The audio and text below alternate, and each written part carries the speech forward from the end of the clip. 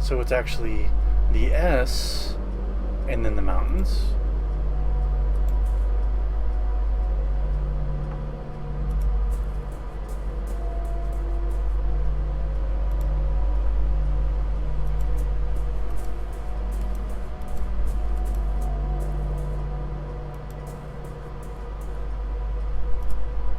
Yeah, that's right. Okay. And then what's next? These two are correct. So it's like the stick man with no head and one arm.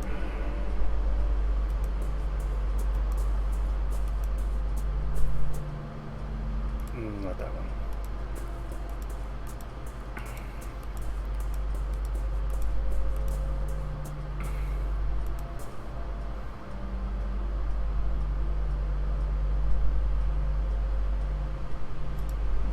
Pretty sure that's not one. Is that the last one? And either way, that's not it.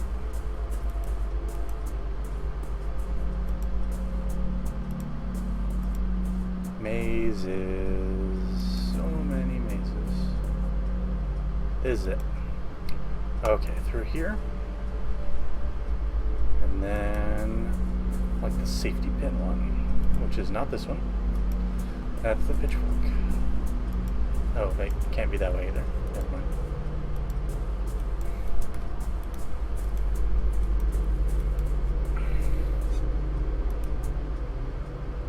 And the safety pin.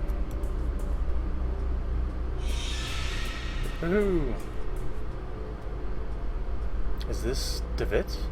A shadow strongly resembling my patient stands in this clearing. I can see through it, just like the other shadows. 4 men are making careful preparations. I know not for what.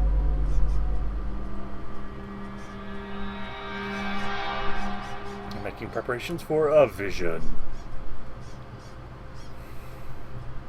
It's Davitt and the others. This Captain Skid. Davitt, are you certain that he can guide us safely through the fog? His results are extraordinary, Anthony. This is the best chance we have of avoiding the gaze of the custodian. There can be no doubt that the captain survived an encounter before. He even kept a companion from harm. We will finally see what lies hidden beyond the curtain. It is time. So Davitt was like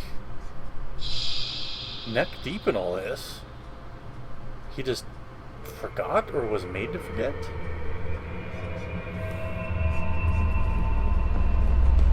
That's a bit of a revelation. At least I think that's what this is about.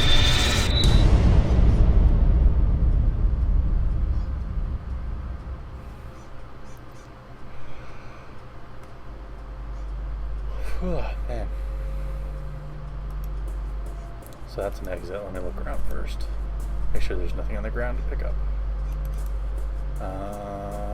Nope. So let's just go through where he was standing. Ah, interesting. The inscription reads 30 birds. A huge statue of a mythical creature. It is a bird with the head of a wolf, or it is a lion. Let's continue onward.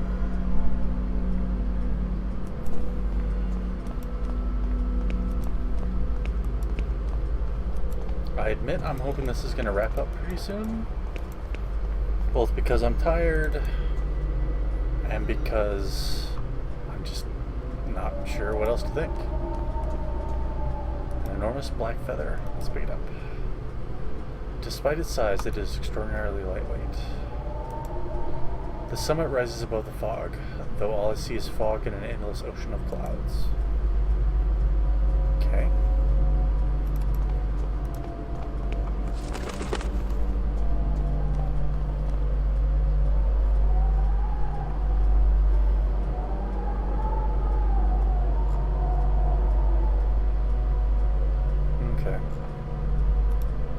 What's that noise? Something's out there. It's getting closer.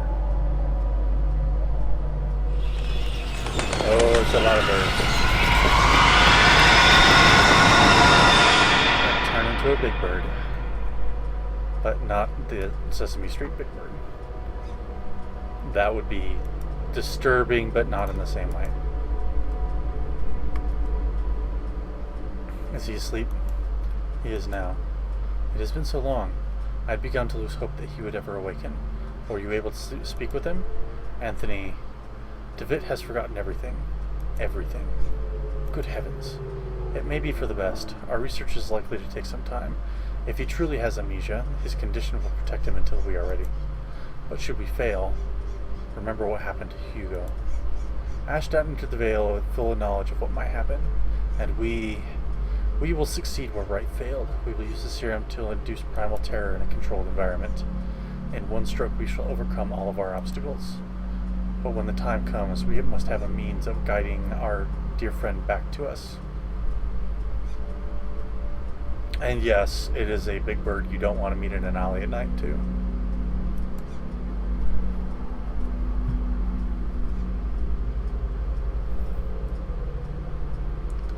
You may have just arrived in time for the ending.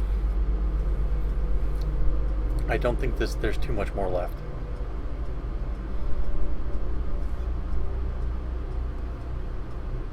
I still love that. That effect is pretty fantastic.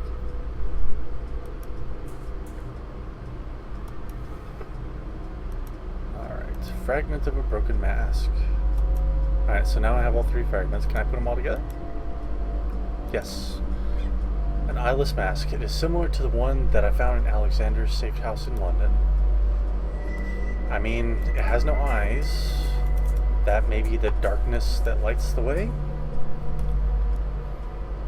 That's my guess.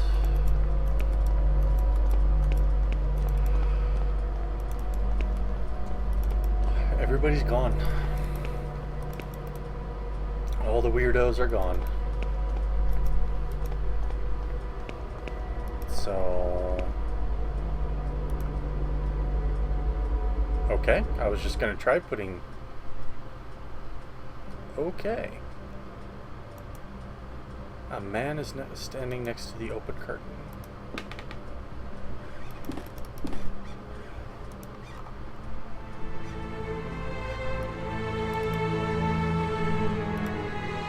Welcome, Dr. Wakefield. God damn it, Twitch. Yeah, SGDQ tends to nuke things. Alexander Dupree?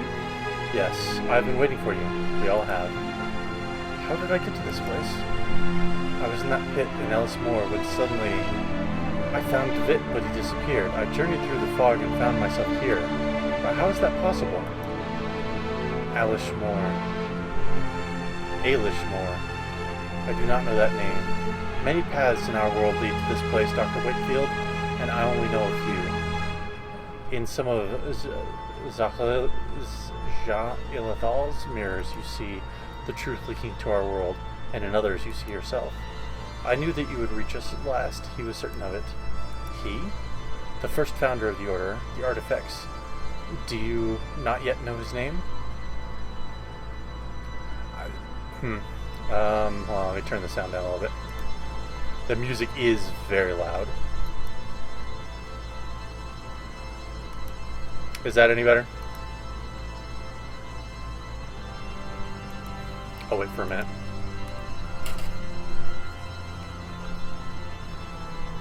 And yes, I know who the Artifacts is. It's Jeremiah DeVitt. That's the only thing that makes sense at this point. Alright.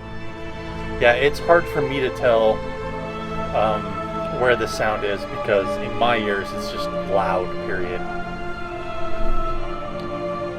And normally it's not overwhelming, but either way. It's Jeremiah DeVitt. Truth can be hard to accept. Yes, Jeremiah gathered us all into the same role. Videte ni quisisiat. See that no one knows. We knew the final truth that lay beyond the threshold. We knew of the final truth which lay beyond the threshold. That this is what the playwright was committed to finding. This was Jeremiah's obsession. The first language, which is said to grant the power of creation. At our experiment at school, we realized that the path of the Ancient Ones was watched by a fearsome guardian. We needed a way to circumvent the inexorable gaze of the bird. I found Captain Skid, who had met the bird and lived. We decided to use him in a test. It was a catastrophe. We eventually found the survivors, but their memories were incomplete. Jeremiah had fared the worst. He had been left devoid of any memories that were related to our efforts. We were desperate to find a solution. Hugo tried and failed, and then Anthony and I miraculously came across a formula that had lain forgotten for centuries. At last, it was time to bring Jeremiah back to our ranks. That was nearly a disaster as well. I did not anticipate Anthony's sudden madness, or the extent of Father Ernest's decline. Mercifully, Jeremiah's life was spared, but something else was wrong. When Jeremiah reached me, he did not remember everything. He had changed. He told me that he was going to put an end to all of this. He still means to acquire the first language, but he wants to use it to ruin our work. He has already crossed the threshold.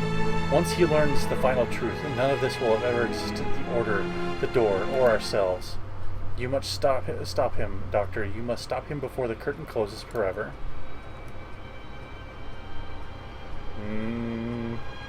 No, I think he's entirely correct.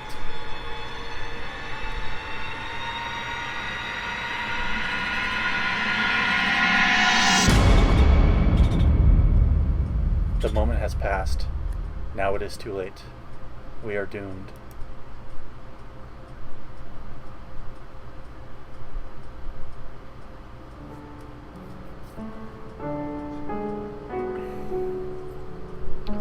Once more, I found myself enshrouded in dense fog. Gradually, the fog dissipated, revealing a busy street in London.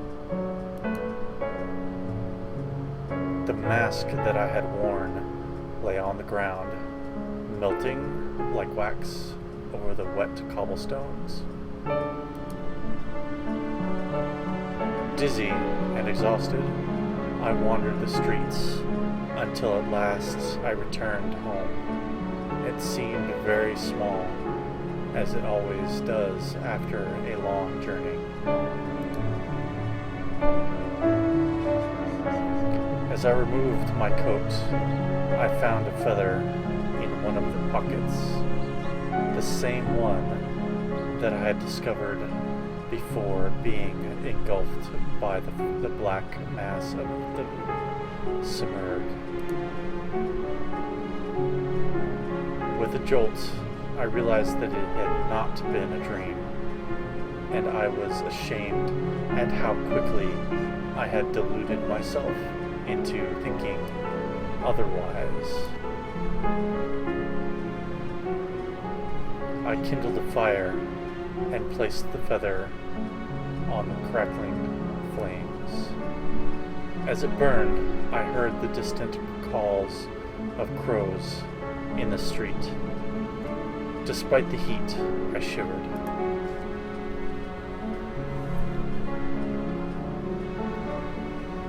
My patient and friend Jeremiah Nevitt had sacrificed himself. He had accepted the consequences of his friend's actions, and his own as well. He had crossed the threshold, leaving the veil through the red curtain of truth, and forever closed the last door that had led to those horrors.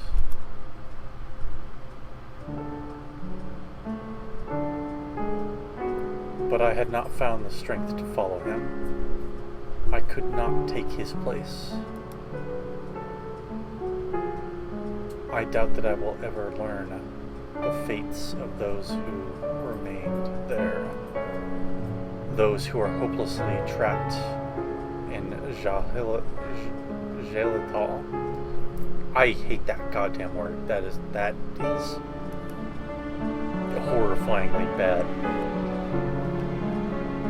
My thoughts now turn increasingly to the last mission, to which my